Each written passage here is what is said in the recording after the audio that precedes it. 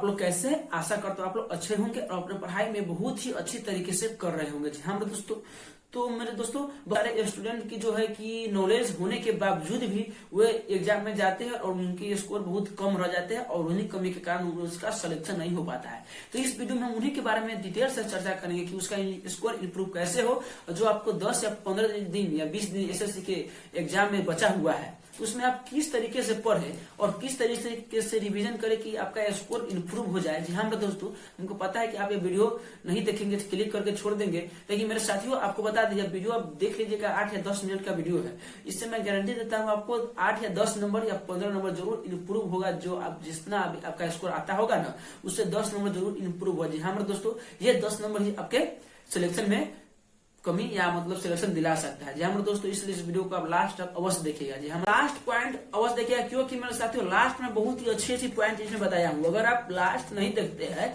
तो मेरे साथियों आप जितना भी वीडियो देखिएगा उससे आपको कोई फायदा नहीं होने वाला है। इसलिए मेरे साथियों लास्ट तक अवश्य देखिएगा, कोई लास्ट में बहुत ही अच्छी चीज आपको बताया है और वो आप कर लीजिए तो मैं गारंटी देता हूँ कि आपका स्कोर इंप्रूव जरूर होगा। जी हाँ मेरे दोस्तों, चलिए अभी तक आप चैनल को सब्सक्राइब नहीं किए हैं तो आपका दिल करेगा तो आप सब्सक्राइब कर लीजिएगा, अगर नहीं दिल करे तो आप नहीं सब्सक्राइब कीजिएगा।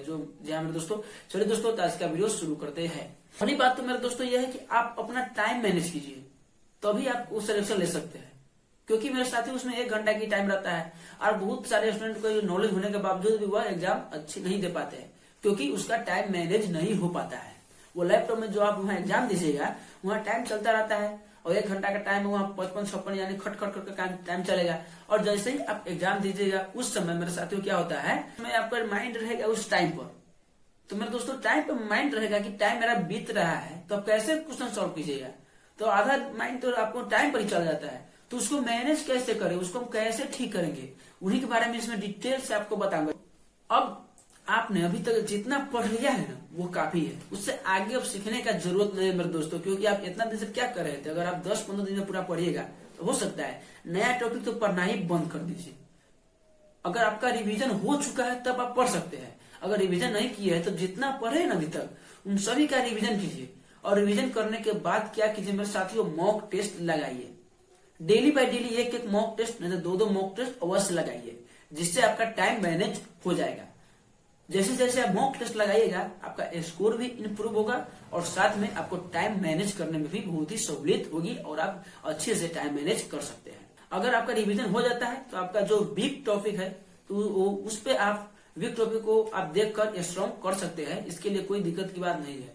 लेकिन मैं दोस्तों सोचिएगा कि हम नया टॉपिक को हम पढ़ने जाए तो क्या है 10 से 15 दिन टाइम बच्चा है, अगर नया टॉपिक पढ़ने के चक्कर में मेरे साथियों अगर रिवीजन नहीं कर पाए ना तो अभी तक जितना पढ़े वो सभी आपके दिमाग से माइंड से उड़ जाएगा। सबसे बड़ी बात होती है वो होती है मेरे दोस्त रिवीजन। पढ़ाई के साथ रिवीजन जितना रिवीजन कीजिएगा उतना आपके लिए बेनिफिट होगा और एग्जाम में वो अच्छे से लिख सकते हैं। अब जो मेरे दोस्तों इंग्लिश की बात करते हैं तो इंग्लिश में मेरे साथियों जो चैप्टर आपका कमजोर है उसको बार बार पढ़िए, क्योंकि मेरे दोस्तों रिवीजन करने में टाइम नहीं लगता ज्यादा, और वही अगर आपको सीखना होता है तो बहुत टाइम लगता है, लेकिन रिवीजन करने के वक्त बहुत कम समय में आप रिवीजन कर लेते हो। बार बार पढ़िए जो चैप्टर आपका कमजोर है, बार बार पढ़ने से क्या होगा मेरे साथियों, वो आपका चैप्टर मजबूत हो जाएगा और इससे आप अच्छी तरीके से उसको याद कर लीजिएगा। जो पिक्की वायरस होता है, जो पिक्की वायरस आपका होता है एग्जाम में, तो वो मेरे दोस्तों अब डेली बाय डेली आप कम से कम 20 पिक्की वायरस का प्रैक्टिस जरूर कीजिएगा, कम से कम 20 पिक्की वायरस।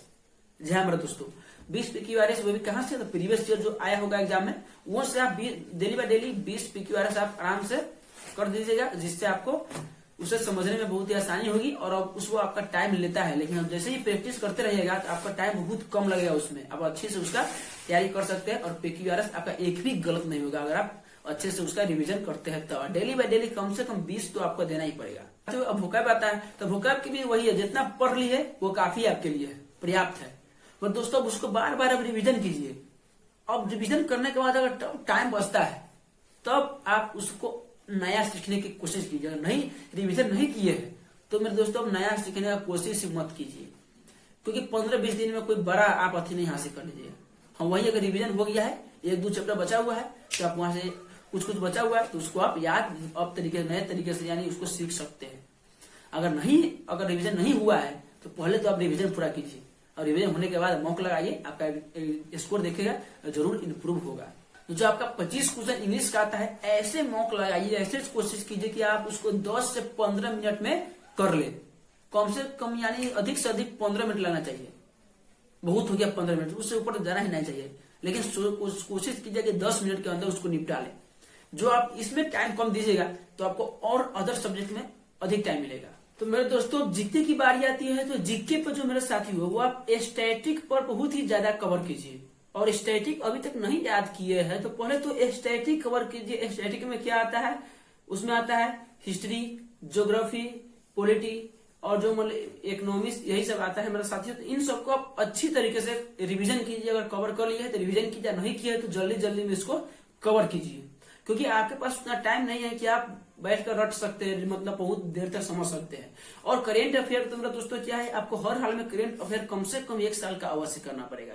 वो आप कैसे भी कीजिए, आप बुक से कीजिए तब, या मेरे साथियों यूट्यूब पर से कीजिए तब, आपको कहीं से करना पड़ेगा, लेकिन करेंट अफेयर अवश्य करनी ही पड़ेगी। तो मेरे साथियों इस तरीके से आप जीके जीएस को अच्छे तरीके से कंप्लीट कर सकते हैं, जो इतना दिन बचा हुआ है उसमें। अब इसके बाद बारी आती है रीजनिंग। तो रीजनिंग के टारगेट रखिए कि 10 से 15 मिनट में हम मॉक जब एक दे तो उसमें हम 10 से 15 मिनट में उसको खत्म कर दे।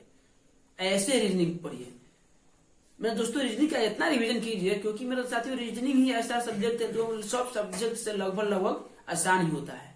जो मैथ हो गया, इंग्लिश हो गया, उनसे सब सब्जेक्ट से आसान ही होता है, फिर भी इतना आसान नहीं होता है कि सब आदमी कर जाए। देखिए मेरे दोस्तों ये ऑल सब्जेक्ट से आसान होता है। इसमें को आप अच्छी तरीके से रिवीजन कीजिए, और इसमें एक भी नंबर अगर आपका छूटता है तो समझिए कि आप लाखों स्टूडेंट से पीछे चले जाएंगे, क्योंकि मेरे दोस्तों लाखों स्टूडेंट को का यह रीजनिंग सही पूरी में पूरी सही रहती है।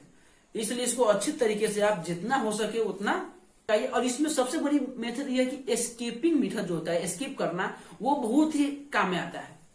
तो आप स्किपिंग मेथड को अपनाइएगा, पहले आप मॉक में अपनाइएगा तभी एग्जाम में अपनाइएगा। अगर आप मॉक में नहीं अपनाते हैं एग्जाम में अपनाइएगा तो वहां पर आपको नहीं हो सकता है सही से, गलत भी कर सकते हैं वहां पर। इसलिए मेरे दोस्तों पहले से आप प्रैक्टिस करके जाइएगा कि वहां कोई दिक्कत नहीं होगा। अब बारी आती है मेरे साथियों मैथ का।